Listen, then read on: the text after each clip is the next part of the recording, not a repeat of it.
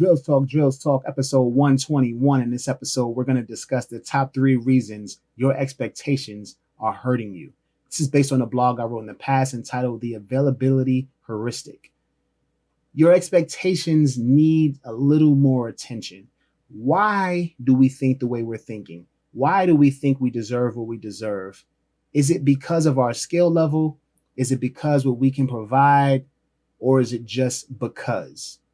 Because if it's just because, life is going to ask us, who the hell do we think we are? And if we don't have a good answer, we're not getting what we expect. Are we ready?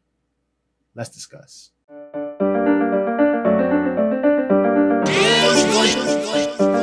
Created by the great wizard of the new world.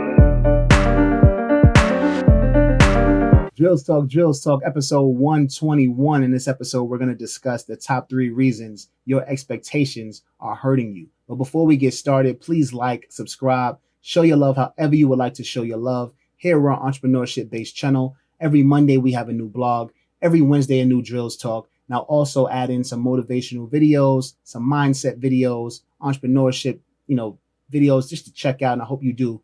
Let's get started. Number 1. Number 1 is the availability heuristic. What is that? That is the fact that we see things that are so rare, but because of the amount of times we see them, we think that it's ultra possible and it happens a lot. Example, becoming a billionaire. If you're into entertainment, you know pretty much all the entertainment billionaires. You may know Bezos from Amazon also because he's everywhere. He attends the Oscars. He is showing up at a lot of events. So we know him, right? We see these billionaires. Being a billionaire is extremely rare. At this moment in time right now in America, there are about 700 billionaires. 700. Yet we can name 12, some of us 20, 25, right? Out of 700.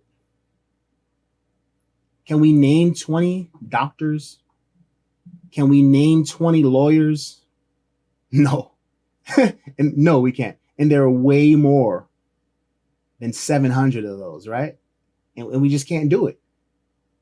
But becoming a doctor or a lawyer, we know that's hard. Oh my goodness, you got to go to school forever. Lawyers have to pass the bar.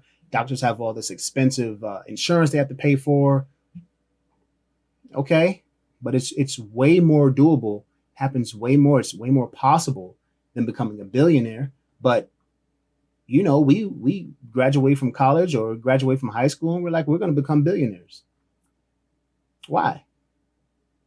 Why will you become a billionaire? What are you offering to the world to become a billionaire?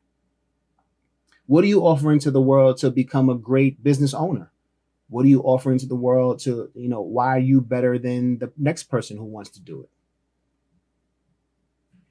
We don't have answers for that. We just know that it happened. Okay, well, I happen to be let's say I'm 5'8", 150 pounds, right? And I say I'm going to make it to the NBA. Well, there's been 2 guys your size in the history of the NBA, and you're going to be 3 why. Now, I'm not saying you can't be 3. There will be a 3rd eventually, but the chances of that occurring are a lot less than what we think, a lot less than what we expect. So this person who's 5'8", 120 doesn't play ball every day, doesn't join the high school team, yet still in his mind, well, when I get to college, I'll make the team and then, I'll do very well and then I'll get drafted. Why do we think that way? And then the same for a young lady. A young lady can be, 5'3" and say, I want to make it to the WNBA, or, I want to be an actress, or homie say, I want to be an actor. Okay, well, are you working on your craft? Because there are other people who want to do the same thing. And there's one Morgan Freeman. I know you see Morgan Freeman in almost every movie. Every movie you don't see Morgan Freeman and you see Sam Jackson, right? Samuel Jackson's in a lot of movies. All right, but that's 2 brothers, right? That's 2 people. that we see in quote unquote every movie. The chances of becoming them are very slim. But we don't think that way. Because we see it doesn't make it a commonality. It can still be extremely rare. We just have access to seeing that extremely rare feat. Number two. Number two is you haven't considered the work. It's been all dream. No plan, no thought about the journey, no how we're going to get there. What about the work? You can be whatever you want to be. It sounds great, but there's an asterisk. Like you have to work. You have to be really good. Or you have to at least have a lot of eyes on you to where even if you're not that good, people can identify with you and maybe give you a shot. Music speaking, speaking music wise, I'm a musician. And no, not every person you hear on the radio is great. Not every video you see is perfect, right? It's not. But they've put in the work to make sure that that video or that song got to your ears and your eyes. And everybody doesn't do that. Everybody doesn't have the money to do it. A lot of people don't have the will and the work ethic to get it there. So the person who is 10 times skill-wise better than them are never getting to that point because they haven't put in the work. Yeah, you got a song, you recorded a song. Okay, cool. Why is it still on your hard drive? No one has heard it. What are you doing with that talent? Where's the work? I mean, they recorded a song too, the bad person that you hear on the radio, the one who's not very good, but their next song you're going to hear too. Why? Because they've put in the work and they know, well, when I finish recording this, I'm going to upload it here. I'm going to set up a ad campaign here, in there. I'm going to call a couple of influencers. I'm going to have them play my song in the background of their next couple of videos. I am going to have a dance contest to my song, $100, $1,000 giveaway. It sounds like a lot, but you would have spent more than that in the ad campaign. If you get, 15, 20,000 people dancing to your song, you know how much that will cost in ad money? Way more than $1,000. So it's worth it.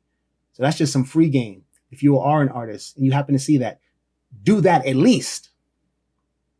Have that money at least to have your music hit as many eyes and ears as possible. And then we can hear you on the radio. And, some people can say that you're not good enough to be there, but you did the work to get there. And that's why you're there. Number three is you aren't prepared for your desire. Let's say forget about the work right now. Let's say forget that we're seeing a rare feat everywhere, right? How about being ready? Is your skill level there? Have you honed your skill? Have you boosted your resume to get an opportunity to do what it is you want to do? Probably not. Yet we have the expectation, right? Why is this not happening? Why am I not getting promoted at my job? Well, have you taken on a larger role than what your job entails?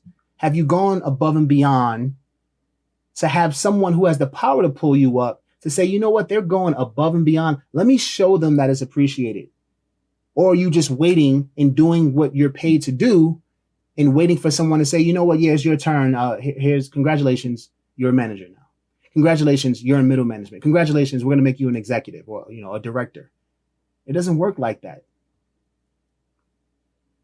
And our expectations are hurting us. We just expect things to fall in our laps. Like there's 500 people on this earth. There's 7+ billion people on this earth. And you're not the only one who wants to do what you want to do. Boost your resume. Get good at what you're doing. Prepare yourself for what you say you want. Show that you want it. Put in the work. And understand that what you're trying to do is extremely rare. And because you see other people doing it doesn't make it common. You'll just have to be another exception. Drills Talk, episode 121. These are the top 3 reasons your expectations are hurting you. Thanks for listening. Thanks for watching. It's drills.com. Check this shit out. It's drills.